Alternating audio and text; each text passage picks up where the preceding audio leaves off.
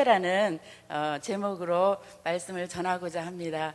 저 위에서 아주 전에 한번 설교한 적이 있었는데요. 이렇게 너무 가까이에 있으니까 훨씬 더 긴장이 되고 떨리는 것 같습니다. 목사님께 항상 기름진 꼴로 배부르게 드셨으니까 오늘은 아까 어느 권사님이 그렇게 말씀하시더라고요.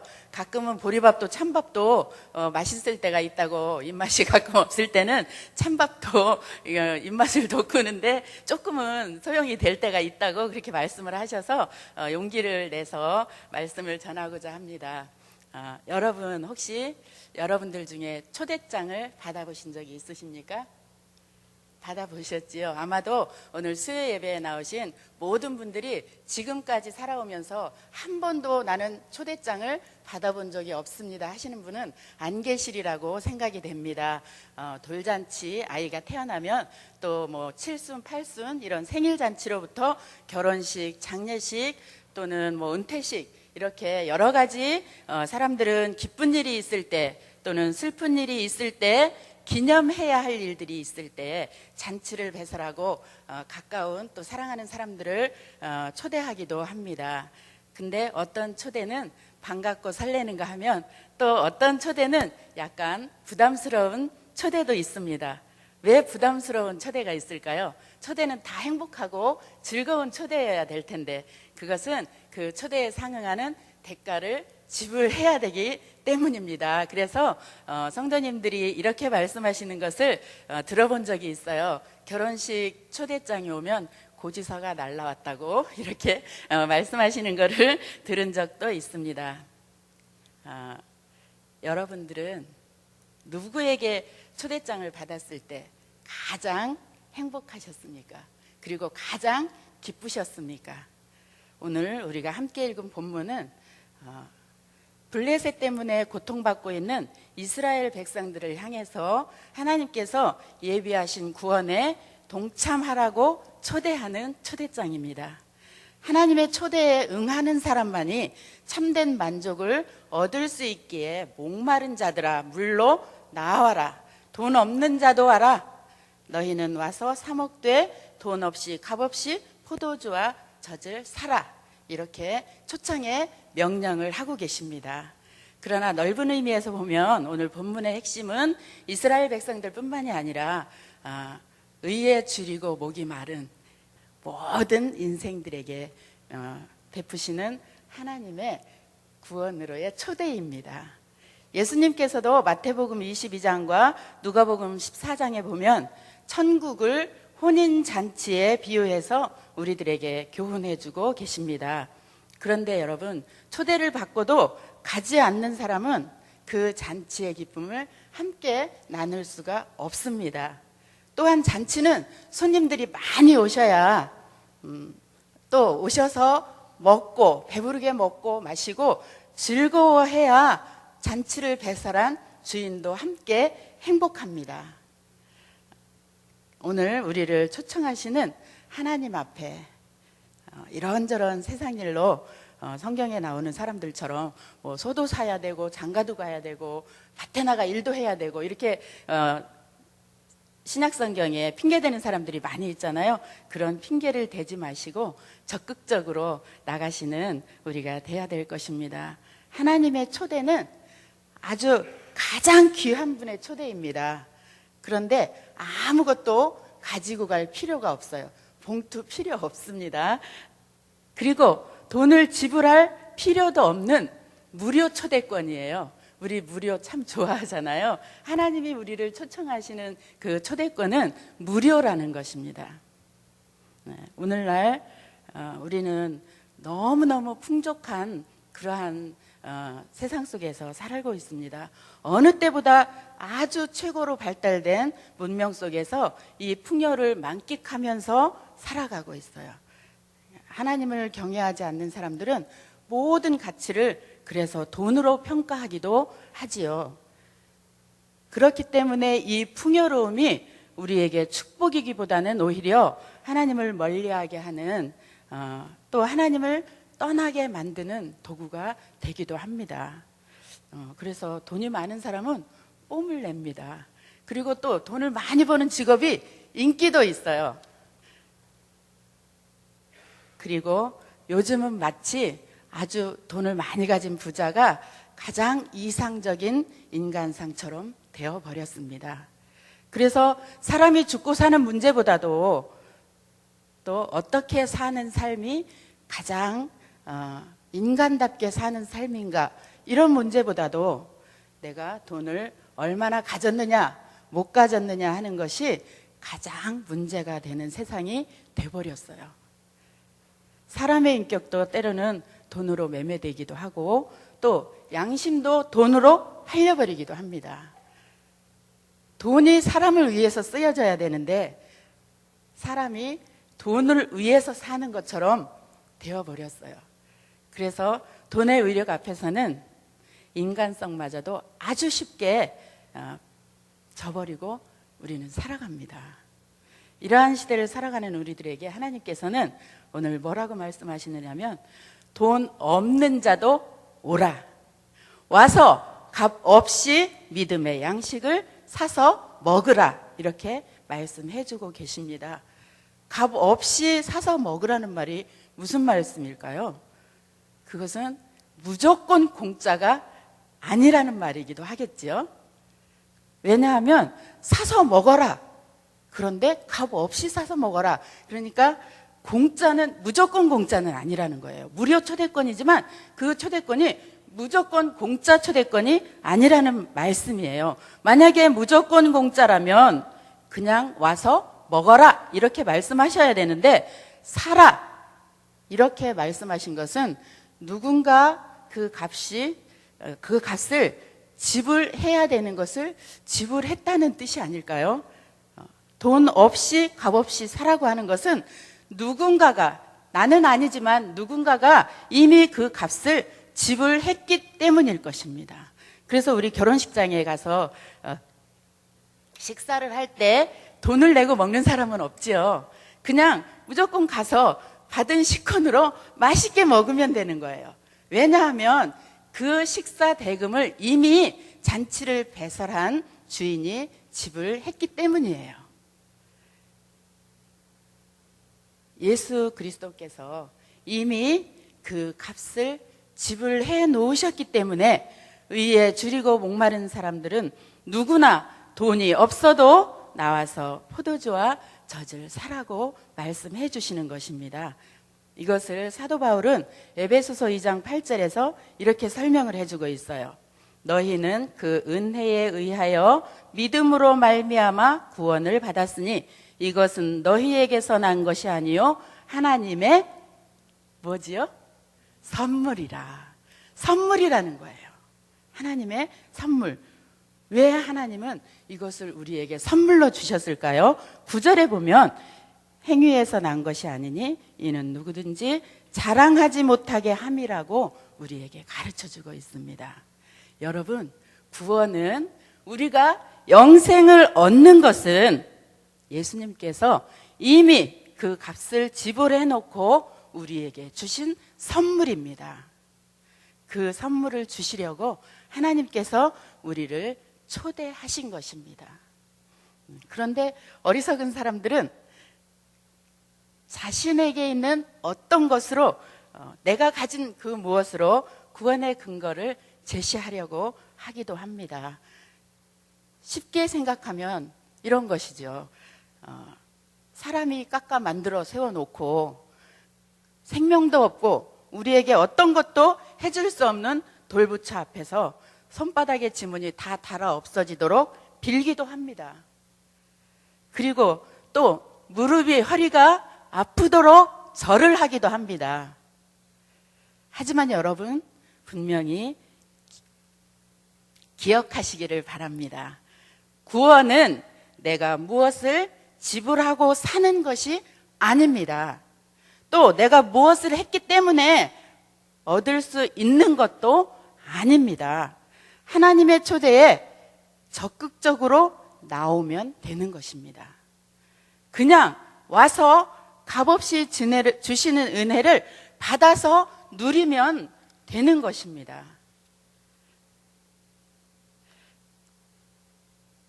여러분,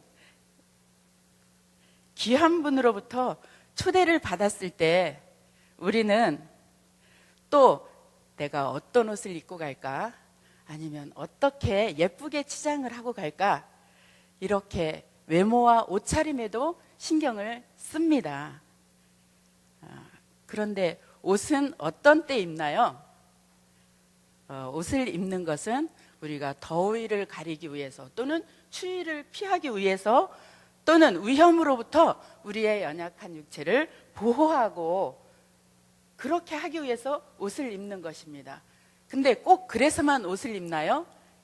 또 다른 이유도 있어요. 어떤 이유가 있을까요? 우리의 수치스러운 부분을 옷을 입어서 가려서 좀 더 아름답게 보이기 위해서 옷을 입습니다. 오늘도 예배에 오신 여러분들을 뵈니까 옷을 안 입고 오신 분은 한 분도 안 계세요. 왜냐하면 부끄러운 부분은 가리고 좀 아름답지 못한 부분은 좀 더 아름답게 보이기 위해서 아마 여러분들이 예배에 오실 때 물론 그냥 입던 옷을 입고 오신 분도 계시겠지만 아마도 대부분은 무슨 옷을 입고 갈까 신경을 써서 좀 더 아름답게 보이는 옷으로 입고 오셨을 것이라고 생각이 됩니다. 하나님의 초대에 나가려면 믿음의 옷을 입어서 우리의 죄로 더러워진 죄 지은 수치를 가려야 됩니다. 마태복음 22장 12절로 13절 한번 찾아서 함께 보실까요? 마태복음 22장 죄송합니다. 마태복음 22장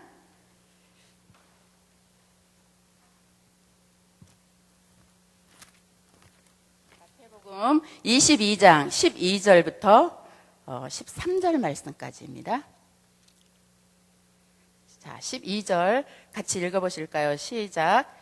이르되 친구여 어찌하여 예복을 입지 않고 여기 들어왔느냐 하니 그가 아무 말도 못하거늘 임금이 사환들에게 말하되 그 손발을 묶어 바깥 어두운 데에 내던지라.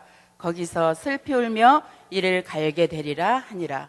이것은 무슨 말씀이냐면 아까 좀 전에 말씀드렸던 예수님께서 천국을 혼인잔치 비유해서 가르쳐 주실 때에 거기에 초대돼서 온 사람 중에 예복을 입지 않고 그냥 왔다가 쫓겨난 그런 광경을 우리에게 설명해 주고 있는 거예요. 로마서 13장 14절에 사도 바울은 우리에게 어떤 옷을 입으라고 가르쳐 주시냐면 오직 주 예수 그리스도로 옷 입고 정욕을 위하여 육신의 일을 도모하지 말라고 우리에게 말씀을 해주고 있습니다. 찬송가 259장 우리가 자주 부르는 찬송가에서도 그 3절에 보면 주님 예수 다시 올 때 그대는 영접할 예복이 있는가? 그대 몸은 거룩한 곳 성전에 들어갈 준비가 됐는가? 이렇게 우리는 찬양을 합니다.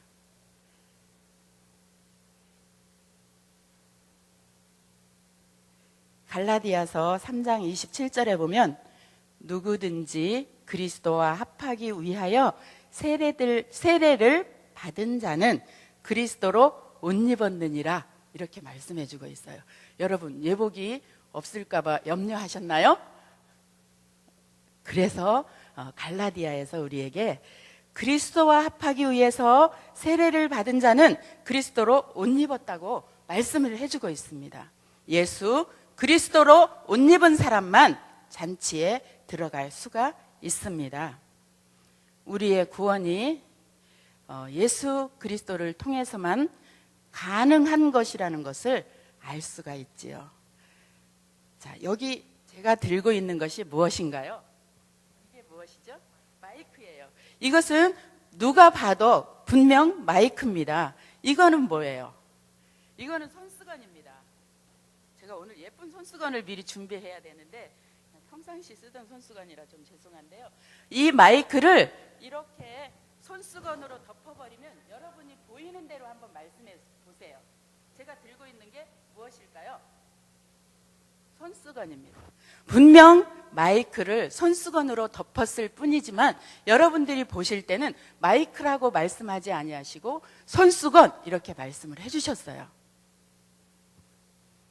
이것처럼 우리는 죄인입니다. 내가 예수 믿었다고 해서 그 순간 천사로 확 바뀌는 것이 아니라는 것이죠. 이전에 나의 죄성, 죄 지은 그 죄가 그대로 있어요. 그런데 이렇게 마이크를 손수건으로 덮었을 때 마이크가 보이지 않고 손수건이 보이는 것처럼 예수 그리스도로 옷을 입으면 나는 죄인이지만 하나님께서 우리를 보실 때 예수 그리스도의 의로 보여서 예수님으로 봐주신다는 거예요. 그래서 우리를 보실 때 예수 그리스도로 옷 입은 사람을 의인이라고 그냥 인정을 해주시는 거예요. 하나님께서 그렇게 봐주신다는 말씀이에요. 이것이, 이 진리가 바울이 로마서에서 그토록 여러 차례 강조하고 있는 이 신칭의, 즉 믿음으로만 의롭다함을 인정받을 수 있다. 우리는 행위가 아니고 믿음으로 오직 믿음으로 의롭다 인정을 받을 수 있다고 가르쳐 주신 말씀입니다. 그리스도로 옷 입은 우리들은 이 비밀을 알고 있어요. 아직 옷을 입지 못한 사람들은 이 비밀을 몰라요. 이 이신칭의의 비밀은 예수 그리스도로 옷 입은 자만이 알 수 있는 비밀입니다. 이 비밀을 간직한 여러분, 참으로 행복하신 분들이십니다. 자, 여러분, 아무리 비싼 밍크 코트, 제가 알고 있는 가장 비싼 옷이 밍크 코트이기 때문에 제가 밍크 코트를 예로 들었습니다. 또 아무리 반짝반짝 빛나는 값비싼 보석을 줄줄이 달아서 치장을 한 아무리 화려한 드레스를 입는다 해도 우리의 죄 지은 수치는 가릴 수가 없습니다. 예수 그리스도의 보혈만이 우리의 죄를 씻어줄 수 있고, 예수 그리스도로 옷 입은 자만이 죄의 수치를 가려서 의롭다고 인정받을 수가 있는 것입니다. 여러분들은 하나님의 초대에 입고 나갈 옷이 준비되셨죠? 준비 안 되셨나요? 준비되셨지요?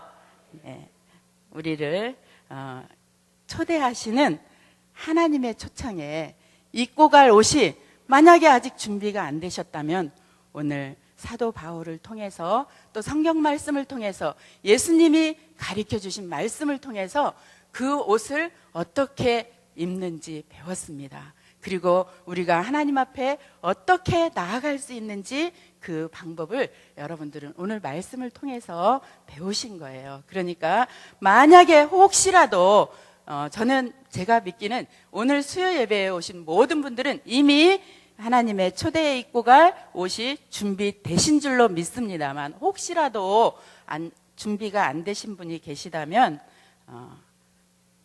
빨리 준비하셔서 하나님이 우리를 와라 부르실 때 네, 제가 나가겠습니다. 그리고 가서 하나님이 차려놓으신 잔치에 배부르게 먹고 또 즐기실 수 있으시기를 바랍니다. 예수 그리스도로 옷 입고 나가서 하나님께서 값없이 주시는 은혜를 마음껏 누리셔서, 지금이 천고마비라고 하지요. 그 천고마비의 뜻을 목사님께서 어제 자세히 알려주셨어요. 그런데 제가 천고마비의 뜻을 말씀드리고자 하는 것이 아니라, 말이 살찐다고 그냥 우리 쉽게 알고 있잖아요. 그럼 말이 살찌는 계절이라면 말도 살찌는데 하물며 사람은 얼마나 먹을 것이 많겠어요. 말도 살찌는 계절인데 결실의 계절입니다. 이 가을 며칠 사이로 날씨가 확 달라져서 아주 낮에는 좀 따뜻하고 아침 저녁으로는 딱 살기 좋은, 또 기도하기도 좋은 그런 계절입니다. 여러분, 말이 살찐다는 이 가을에 예수 그리스도로 옷 입고 하나님이 초청하신 잔치에 참여하셔서 영혼도 살찌고 은혜도 누리고 복도 받으시는 지혜로운 삶이 되시기를 예수님의 이름으로 부탁을 드립니다. 기도하시겠습니다.